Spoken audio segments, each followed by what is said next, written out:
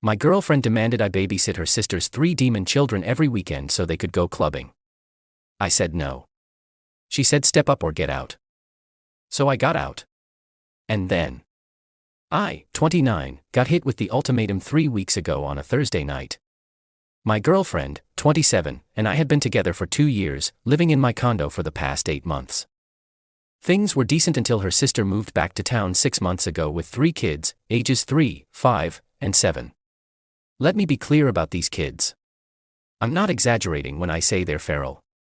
The 7-year-old threw a remote at my TV last time they visited, cracked the screen $380 to replace. The 5-year-old colors on walls. The 3-year-old screams, constantly, just screams for the joy of it. Her sister doesn't discipline them. At all. Says she's gentle parenting, which apparently means letting them destroy everything while she scrolls TikTok. The demand came out of nowhere. We were watching TV when my girlfriend turned to me, dead serious. So my sister needs you to watch the kids every Saturday and Sunday. What? She and her boyfriend want to go clubbing on weekends. You know, get their social life back. The kids cramp their style. I actually laughed, thought she was joking. I'm serious, you're off weekends. You're just sitting around anyway. I'm sitting around in my own place because I work 50 hours a week and need downtime. It's only 2 days. Step up, be a man, help family. They're not my family. We're not even engaged. Her face went cold. So that's how you see us? Not family. That's not what I said. I said I'm not babysitting 3 kids who destroy my stuff every weekend so your sister can go party. She needs this. She's a single mom who's been through hell. She has a boyfriend who apparently also wants to go clubbing instead of watching his girlfriend's kids. He's not their dad. He shouldn't have to. But I should. I'm not even their uncle. She stood up, hands on hips. Here came the ultimatum. You need to decide what kind of man you want to be. The kind who steps up and helps or the kind who's selfish. If you can't do this one thing for me, for my family, then maybe you need to reevaluate if you're ready for a real relationship. I stared at her. This woman I'd been with for 2 years. Who'd moved into my place rent-free because she was saving for a business. Who drove my old car because hers died and she couldn't afford payments. Who I just helped pay $1,200 in credit card debt for last month. Let me get this straight. If I don't babysit your sister's kids every single weekend, you're threatening to leave. I'm not threatening anything. I'm telling you to step up or get out. Then I'm out. Her jaw dropped. What? You heard me. I'm not doing it. And if that's your line in the sand, then we're done.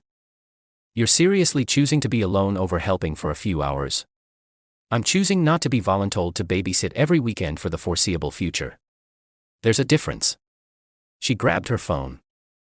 Started texting furiously. You're gonna regret this. Cool. Start packing your stuff. You've got till Sunday. I went to the bedroom. Locked the door. Heard her on the phone immediately. Presumably with her sister. Voice getting louder and more hysterical. Whatever. I was done. Update 1. The weekend was a nightmare. Not because I regretted my decision. I didn't. But because of the sheer entitlement that followed. Friday morning, her sister showed up. Pounding on my door at 7 a.m. I was getting ready for work. Opened the door. There she stood with all 3 kids. You need to watch them today. My boyfriend and I are going to look at apartments. No. What? Your sister doesn't live here anymore. Neither do your child care problems. She said you guys had a fight. You'll work it out. Just watch them for today. Not happening. Goodbye. I tried to close the door. She stuck her foot in it. Are you serious right now? What kind of person refuses to help? The kind who doesn't get voluntold to provide free child care. Move your foot. They're just kids. What's wrong with you? Your boyfriend can watch them. He lives with you. He has to work. So do I. In about 30 minutes. Move your foot. The 7-year-old chose that moment to try to run past me into my condo. I blocked him. Nope. Not today, buddy. Her sister scooped him up, glaring at me. You're an arsehole. My sister deserves better. She had better. Then she tried to volunteer me as a free weekend nanny. Have a good one. Closed and locked the door. Could hear her yelling outside for another minute before she left. Got to work. Texted my girlfriend. Your sister tried to drop the kids off. Don't send people to my place. Her response. You're being ridiculous. This is why we're having problems. Me. We don't have problems. We're broken up. Get your stuff by Sunday or I'm packing it myself. No response. Saturday I changed my locks. Called a locksmith. Paid $220. New deadbolt installed by noon. Also changed my garage code and gave my building's front desk explicit instructions. My ex-girlfriend is not a resident and should not be allowed up without me approving it first. Sunday at 10 a.m. doorbell rings. Building called up first. It's her sister, and their mom. I let them up. Had everything packed already. Took me most of Saturday. Her clothes, toiletries, that stupid collection of decorative pillows she insisted on, her yoga mat she never used, everything in boxes by the door. They came in. Well, tried to. I blocked the entrance. Boxes are here. You can take them. Her mom started immediately. Young man, you can't just throw her out. I didn't throw her out. She gave me an ultimatum. I made a choice. Now she has until end of day to collect her belongings. My girlfriend's eyes were red. She'd been crying. For a second I almost felt bad. Then her sister opened her mouth. This is insane. All she asked was for a little help with the kids. She demanded I babysit every single weekend indefinitely. That's not a little help. That's free labor. They're kids. You're supposed to love them like family. I'm not family. Your sister and I were dating. Past tense. Her mom jumped in. You've been together 2 years. You don't throw that away over babysitting. She threw it away when she issued an ultimatum. I just called her bluff. My ex finally spoke. Can we please talk? Alone. We can talk right here. You've got about 15 boxes to carry down. Better get started. You're not even going to listen to me. About what? How I'm selfish for having boundaries. How I should sacrifice my weekends. Nah, I'm good. Her sister stepped forward, getting in my face. You know what?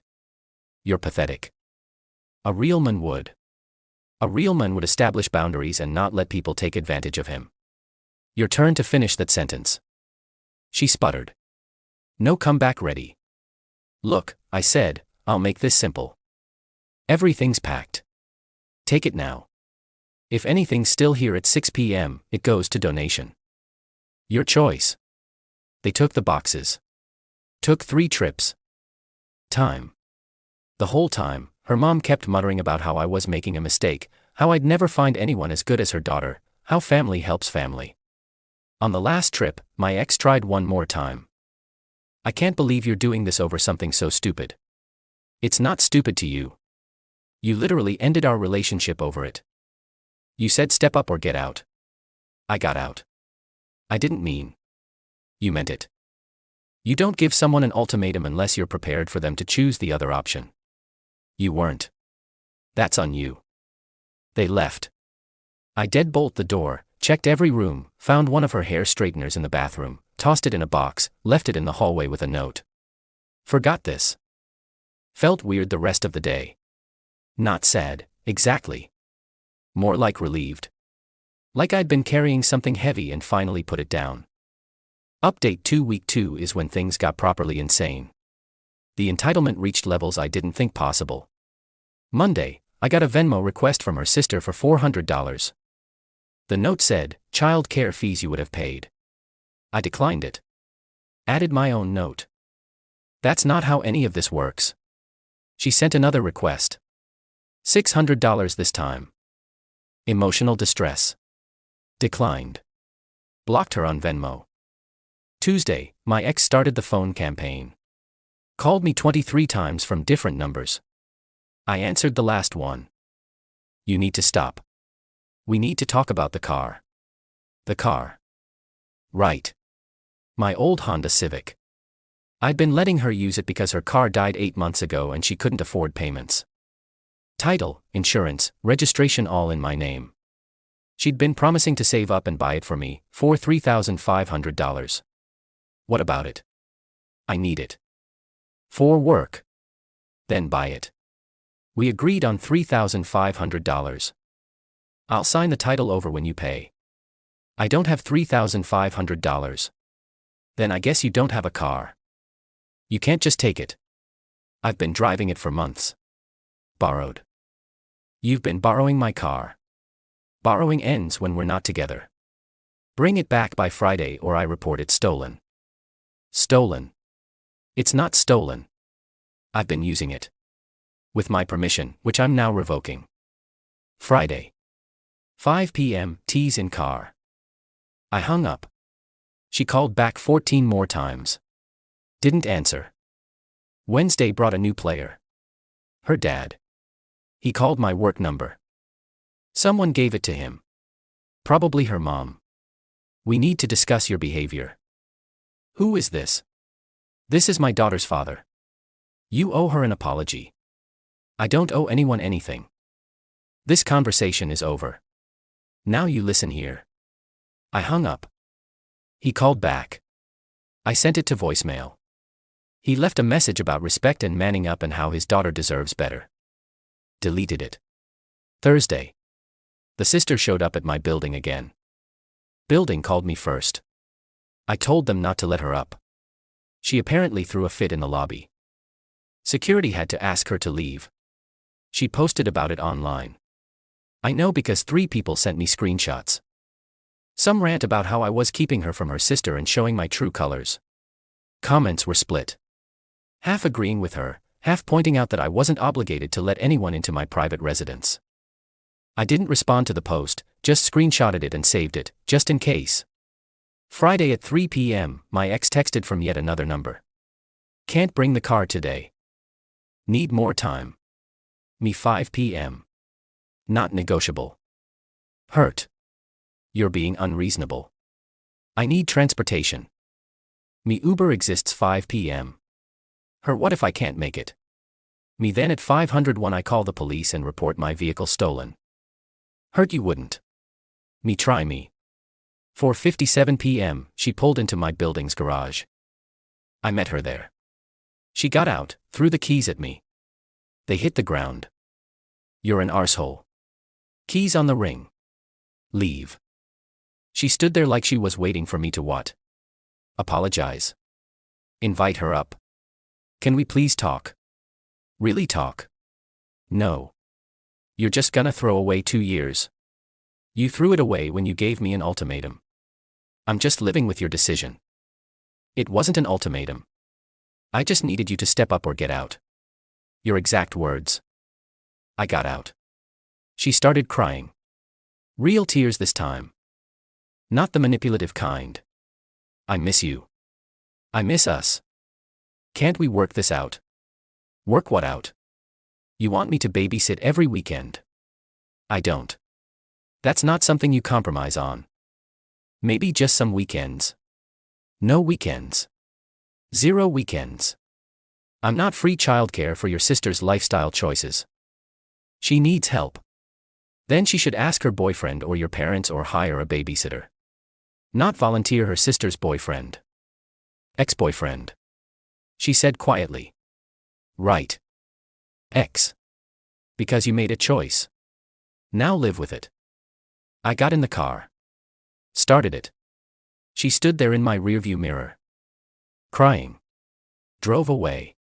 Felt nothing. That's when I knew it was really over. Update 3. Final. 3 weeks out. Time for the resolution. The harassment continued for a few days. Her mom called twice more, getting increasingly hostile. Threatened to talk to my boss about my character. I told her if she contacted my workplace I'd file a harassment report. She hung up. Her sister tried a different approach. Showed up at my regular coffee shop on Saturday morning. I don't know how she knew I'd be there. Probably my ex told her. She sat down across from me without asking. We need to talk. We don't. You ruined my sister's life. Your sister's life is her own responsibility.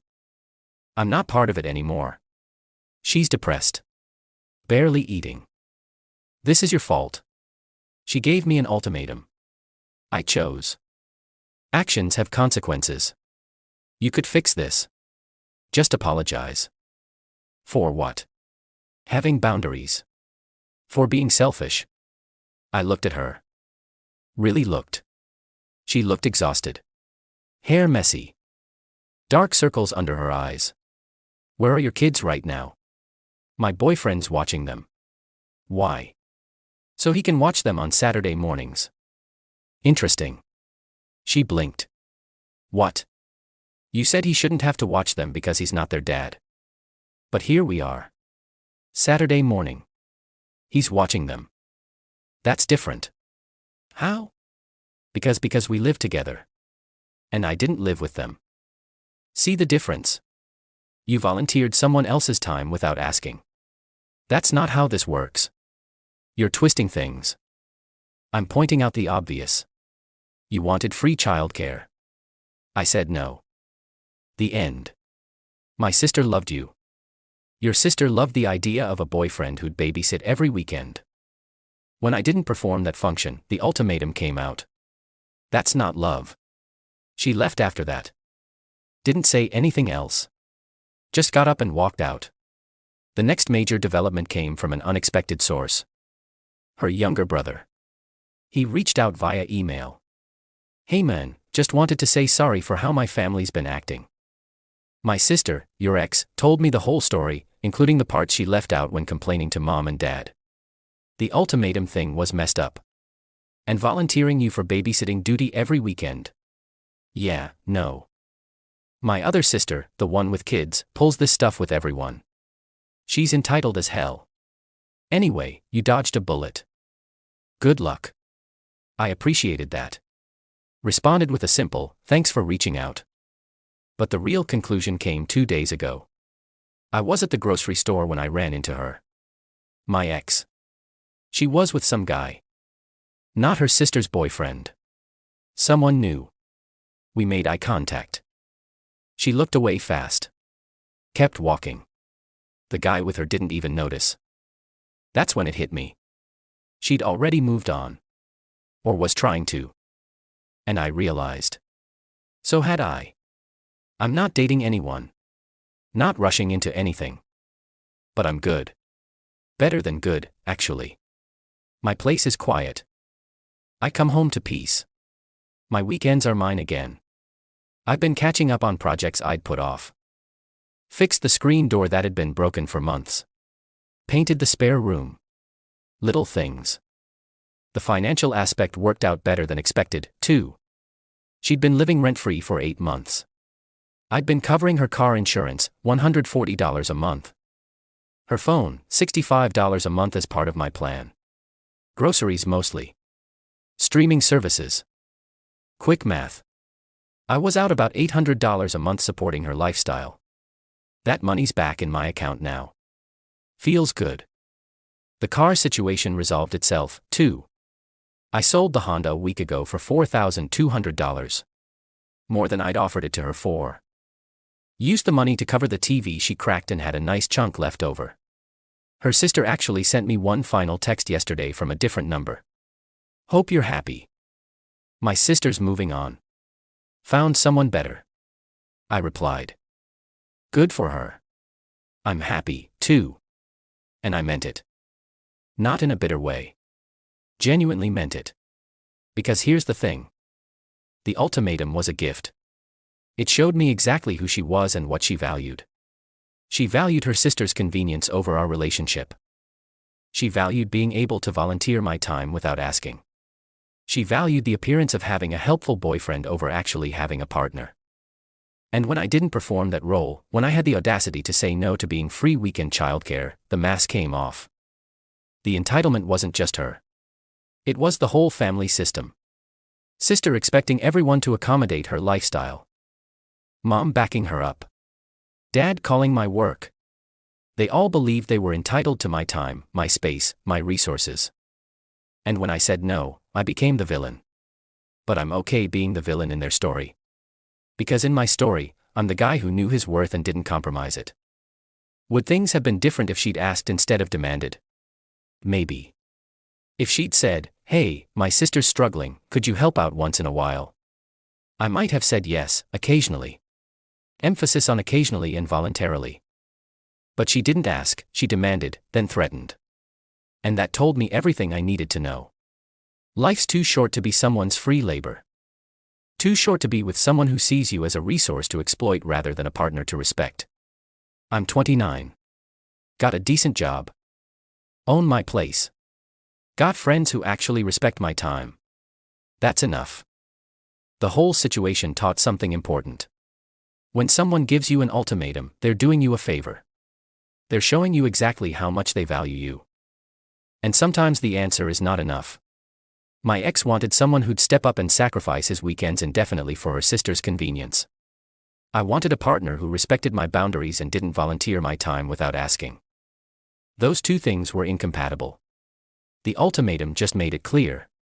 She got out. And honestly, so did I. Haven't heard from any of them in 4 days now. I think they finally got the message. Or maybe they found their next target. Either way, not my problem. I'm sleeping better, eating better, actually enjoying my weekends again. Caught up with some friends I'd been neglecting, started a new book, Normal Stuff. And you know what? It's nice. Really nice. So to anyone dealing with similar situations, trust your gut. If someone tries to volunteer you for major ongoing commitments without asking, that's a red flag. If they respond to your boundary with an ultimatum, that's a bigger red flag. If they get their family involved to pressure you, that's the whole dang flag factory. You're allowed to say no. You're allowed to have boundaries. You're allowed to walk away from ultimatums. And if that makes you the bad guy in their story, so be it. Better to be the bad guy in someone else's story than the doormat in your own. End of update. End of situation. On to better things.